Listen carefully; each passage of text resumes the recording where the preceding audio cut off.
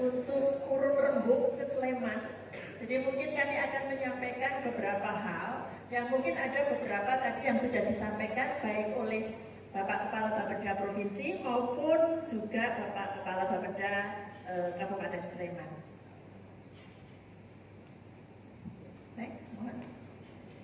Ya, lanjut. Ya, jadi kalau kita lihat ini kami diundang untuk acara forum RKPD dan ini RPJPD Sleman ini istimewa sekali posisinya yaitu pada RPJ pada RPJMD tahap terakhir ya Pak ya, dari seluruh RPJPD tahap 4, kemudian RKPD-nya di tahun ketiga. Jadi ini saya kira di penghujung bahwa nanti kinerjanya itu tercapai nggak dari RPJPD yang sudah dicanangkan sekitar 20 tahun yang lalu. Kemudian cita-cita yang tertuang dalam visi misi saya kira saya tidak akan membahas di sini karena saya yakin bahwa visi misinya itu baik semuanya dan posisi Sleman itu kalau boleh saya ngatur itu adalah boleh ya Pak.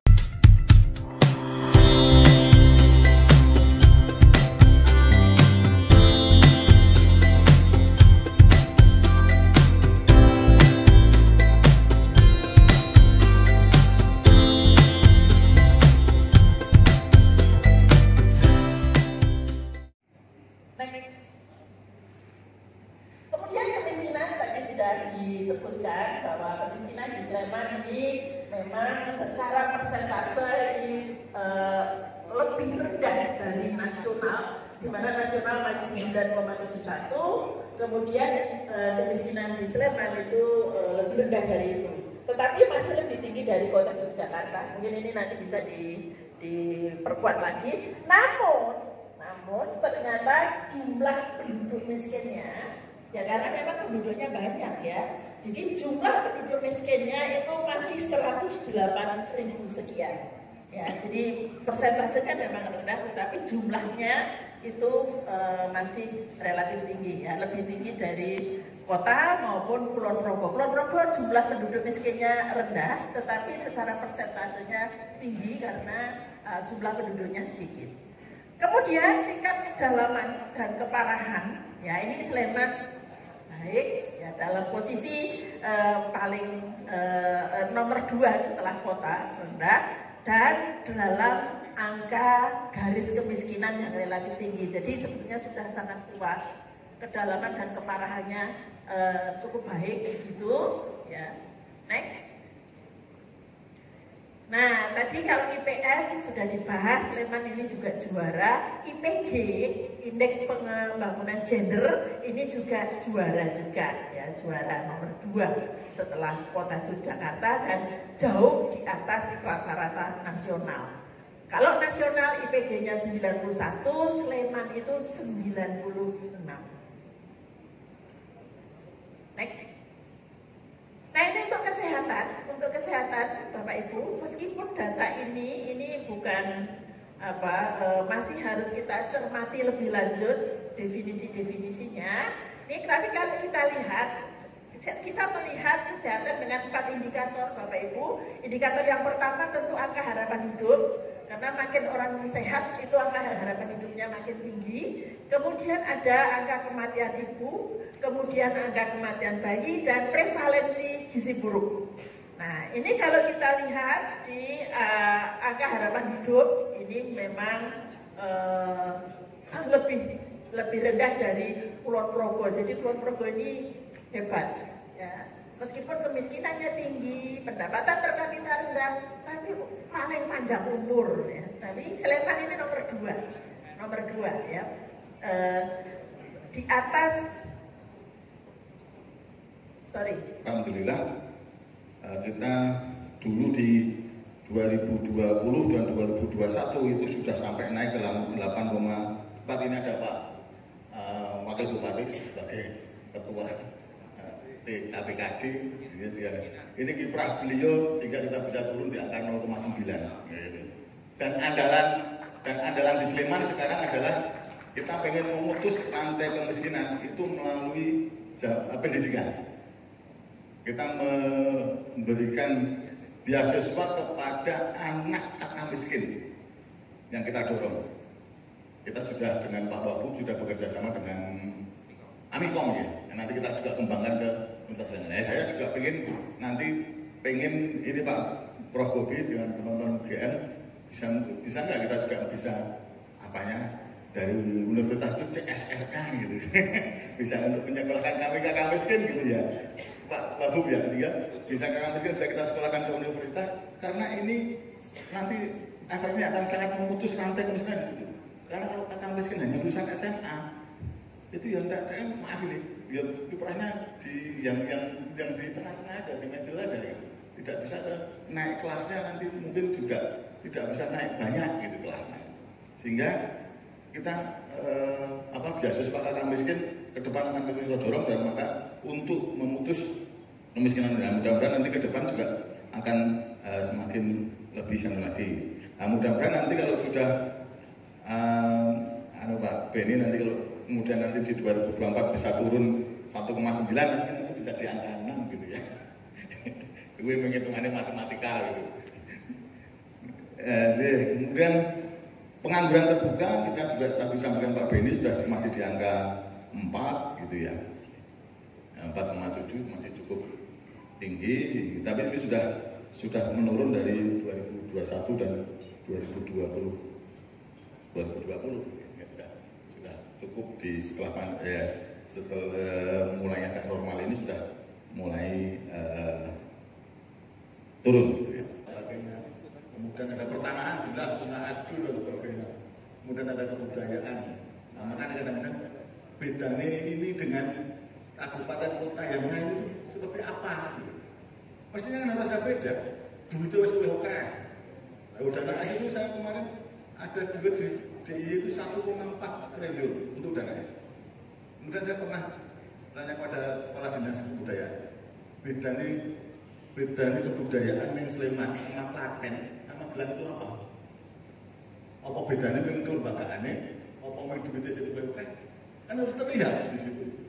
Itu harus terlihat. Nah, mestinya harus istimewanya itu harus terlihat. Kalau wis jauh kelembagaan harus beda, kok kurang terlihat ya, ini yang mungkin menjadi tantangan kita juga begitu. Makanya saya kadang-kadang saya senang banding-banding itu. Tapi terlalu bandingin terlalu jauh tidak saya bandingin. Tapi kalau itu harus dibandingin loh bedanya sisi kebudayaan yang istimewa di DIY di Sleman dengan Magelang dengan Klaten itu apa bedanya? Mestinya harus ada beda. Mungkin itu saja tidak yang dapat kami sampaikan, termasuk dari masukan dari narasumber ini luar biasa. Yang tantangan kami tadi pendapatan per kapita ya, pendapatan per kapita kita jauh sekali dengan kota. Kota tadi 100 ya, 102, kita hanya 50.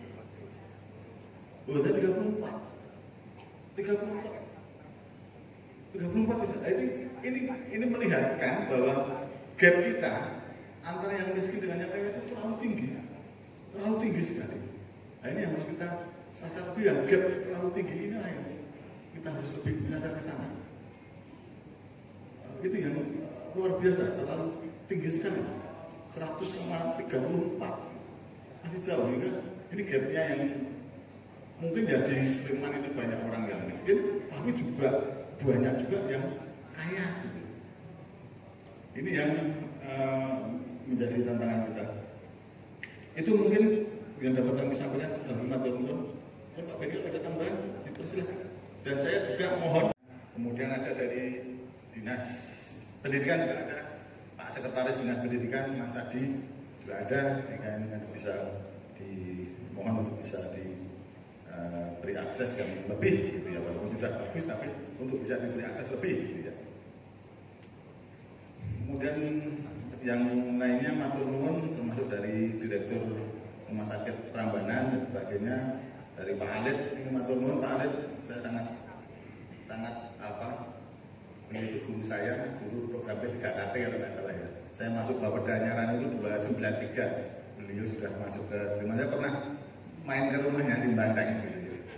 Sehingga beliau banyak membantu pemerintahan, banyak konsultan dengan Pak Alit ini. matur nuwun sekali atas masukannya. Memang tadi sosiokultur ini yang mungkin ya ada yang tidak mudah untuk membangun sosiokultur gitu ya. Mudah itu membangun infrastruktur gampang, tapi membangun sosiokultur itu tidak mudah. Tapi juga alhamdulillah dengan berbagai ras dan suku yang ada di Sleman ini ya gesekannya tidak terlalu banyak lah. Termasuk tadi yang kemiskinan juga sejak 15 tahun yang lalu atau 10 tahun yang lalu lebih lah, 3 wilayah Prambanan, Sayetgan, dan Tempel itu kemiskinannya tidak berubah. Di 3 wilayah itu yang selalu 3 besar di Sleman tingkat kemiskinannya. Sejak 12 tahun yang lalu saya dulu belum pindah dari Bapeda sampai kembali ke Bapeda lagi itu masih 3 wilayah itu. Nah ini yang menjadi tantangan kita. Kemudian Pak Untung matur nuwun sekali atas masukannya, beliau dari Dewan Kebudayaan, sinergitas dengan DIY itu kami yakin sudah sangat terjalin. Kepalanya Bapeda orang Taman Martani, hingga sinergitas dengan beliau juga. Makanya beliau dengan kesibukannya nyusun RPJM dan sebagainya, beliau menyempatkan hadir di sini karena orang Sleman gitu ya. Hingga termasuk Bapak ini yang kadang-kadang juga saya juga memberi masukan ke teman-teman terutama dari Dinas Kebudayaan dan sebagainya. Yang menjadi pertanyaan, keistimewaan di IJ itu ada 5 kalau tidak salah. Pilihan gubernur rasa budak-budak, kemudian ada kelembagaan jelas, ada Kapanewon, kelurahan, kemudian tata ruang itu ada RSS dan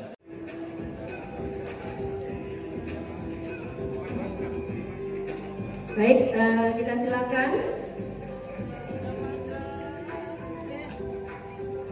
untuk menandatangani berita acara di kesempatan kali ini.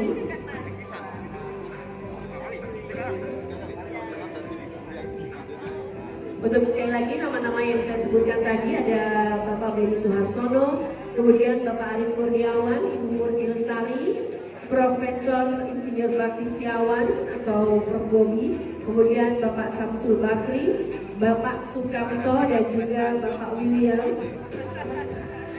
Silakan untuk dapat bergabung bersama kami untuk menandatangani berita acara dan nanti akan dilanjutkan dengan sesi foto bersama nih Bapak. Jadi mohon untuk tetap berada di sini dan kami informasikan juga Bapak Ibu sekalian bahwa tadi Bapak Ibu juga mendapatkan merchandise dan di dalam ini terdapat lurik dari pengrajin UMKM yang ada di Sleman dari ICTERU, Asosiasi Pengrajin Tenun Lurik Sleman. Jadi inilah yang dapat kita lihat bersama bahwa ternyata banyak sekali potensi-potensi di Kabupaten Sleman, tidak hanya wisata alam, kemudian juga banyak sekali yang dapat kita temui. Banyak juga pengrajin UMKM yang dari hasil atau juga karyanya dapat tidak hanya dinikmati oleh kita yang ada di daerah istimewa Yogyakarta, tetapi juga di luar daerah istimewa Yogyakarta. Baik, monggo sekali lagi Prof, mohon izin nanti kita berfoto bersama terlebih dahulu.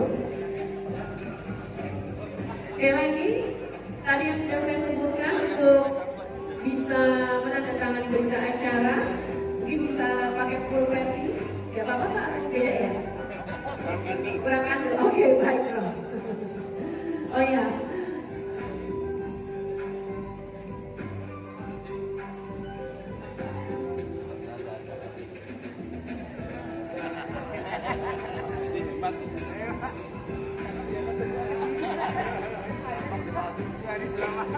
Baik, silakan sekali lagi setelah menandatangani berita acara, Bapak Ibu mohon untuk berkenan berfoto terlebih dahulu. Silakan untuk bisa diambil gambar untuk berfoto bersama setelah menandatangani berita acara.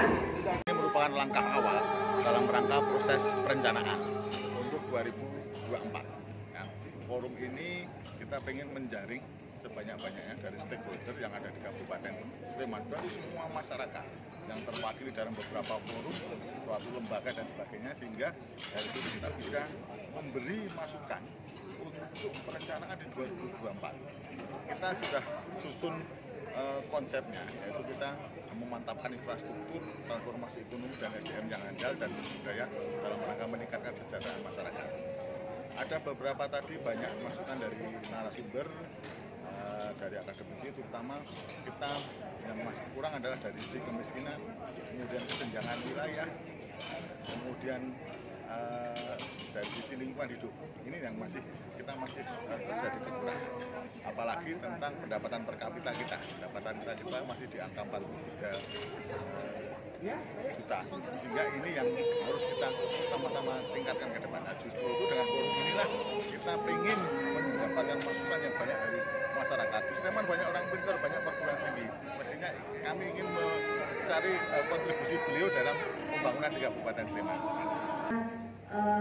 Rencana pembangunan di lahan yang baru bisa diwujudkan, meskipun mungkin sekedar mencicil, istilahnya Bapak, mencicil untuk tahap-tahap proses pembangunannya, karena ternyata di dalam izin gubernur untuk pemanfaatan lahan itu ada beberapa kekeliruan, yaitu izin diberikan kepada Dinas Kesehatan, seharusnya kepada Pemda Kabupaten Sleman. Nah, beberapa tahap banyak sekali yang harus dilalui, sehingga mungkin apabila memang ada perencanaan untuk pembangunan itu setelah tahun 2024, itu bisa di planning sehingga izin-izin dan semua